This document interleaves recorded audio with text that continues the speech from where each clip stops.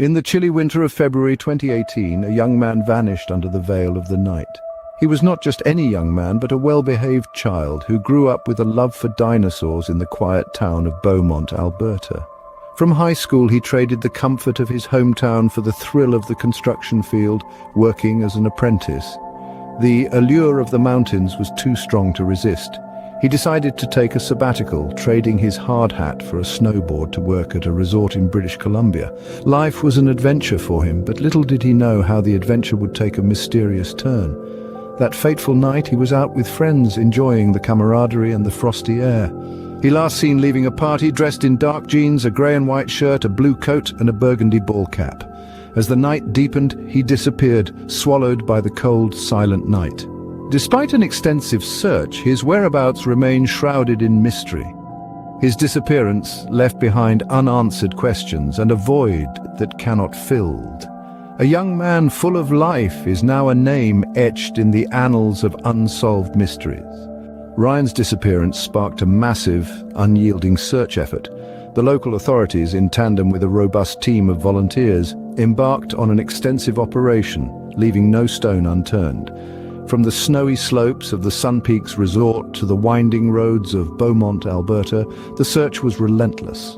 The methods employed were as varied as they were exhaustive. Ground searches were conducted by foot, while drones scanned the vast landscape from above. Dogs, their noses keenly attuned to the scent of the missing, were brought in to assist. Despite the harsh winter weather and the rugged terrain, the search teams pressed on, fueled by hope and determination. But the ordeal was not just a physical challenge, it was an emotional one. The heart of this story is not just a missing person, but a family grappling with the unimaginable. Ryan's family, their lives upended by his disappearance, were tireless in their efforts. They coordinated with the authorities, participated in the searches, and kept Ryan's story alive in the media, hoping against hope that he would be found. Ryan's mother, her voice often breaking with emotion, became a familiar figure on local news broadcasts. She spoke of her son's love for dinosaurs, his dreams and his ambitions. She expressed her unwavering belief that he was still out there, waiting to be found, keeping the flame of hope. This was not just about finding Ryan, it was about finding answers. It was about understanding how a young man full of life and promise could simply vanish on a cold February night. It was about seeking closure, not just for Ryan's family, but for a community left shaken.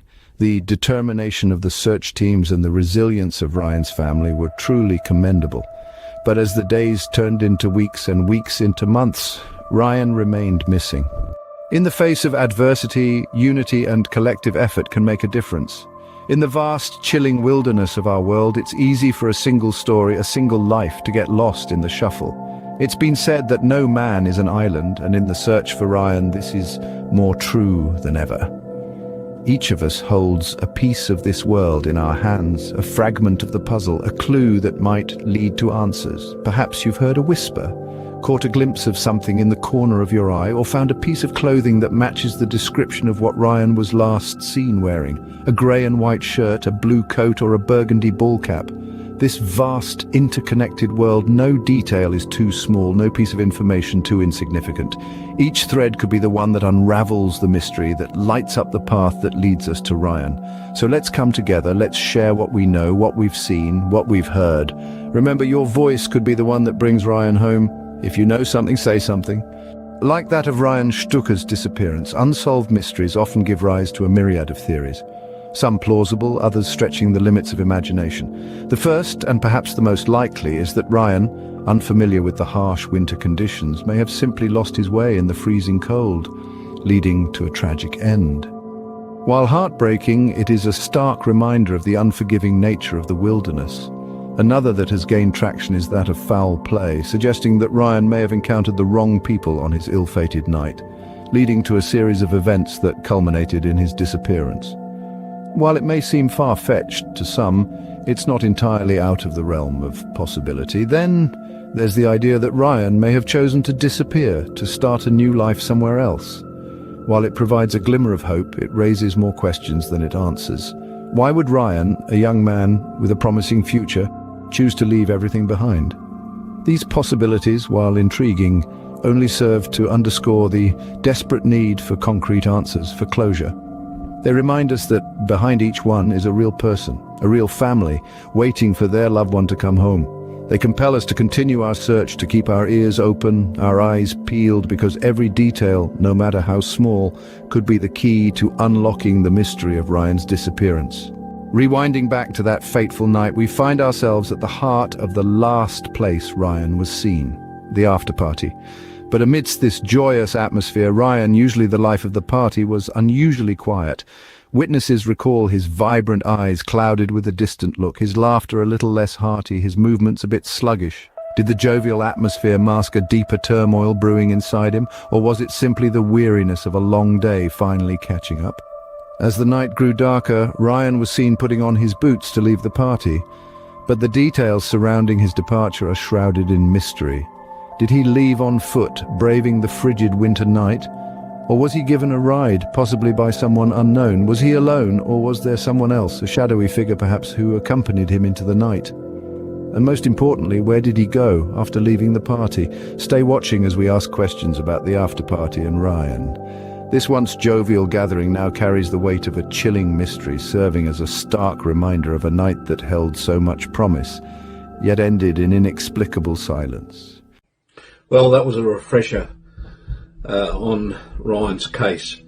His disappearance indeed is a tragic and puzzling incident when trying to piece together what happened that night. It's essential to gather as much information as possible from the people that were there at the house party that he went to. I've got some questions that I'm going to put out there. What do you think? Leave a comment and your opinion. Okay, so Ryan and his friends, who he left the silent disco with, rock up to a house known as a party house. So, you know, what do you think? They come in, hi everyone, you know, they sit down on the couch. Where does Ryan sit? What's his demeanour throughout the night? I mean, did he mention any plans after the party he was going? Who was he talking to? I mean, that just, you know, there's nothing really out there that says a lot about what's happening at the party. I presume Ryan had a few drinks, of course, at the silent disco, and naturally, I mean, this is a party house, there'd be alcohol and drugs, I guess. How intoxicated did he seem to be by the end of the night, or just before he was about to leave? Was he acting out of character at any point? So what was who was Ryan talking to? What was the conversations he was having there at the party? I mean, you wouldn't think that they'd be just sitting on a chair, eh? I mean, surely he had conversations with other people. What were they talking about? Not much information on that. Did he have a disagreement with anyone on the night? I don't know. Did he know everyone there? Was there anyone, you know, strange or unfamiliar? Okay, and the thing that's vague is, like, people have seen Ryan put his boots on and get up to leave, but no one actually seen him go out the door. And how absurd. I mean, like, wouldn't you say, bye all, I'm going, I'm leaving, you know? Surely. Was he alone when he left? Well, I'm guessing so, because his friends had departed earlier, and they just thought Ryan would be following them a little bit later. Strange. What time did people last see him at the party, you know? there's lots of timelines going out there, but I mean, who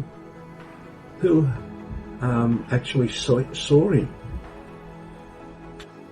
So no reports of Ryan messaging anyone after a certain time.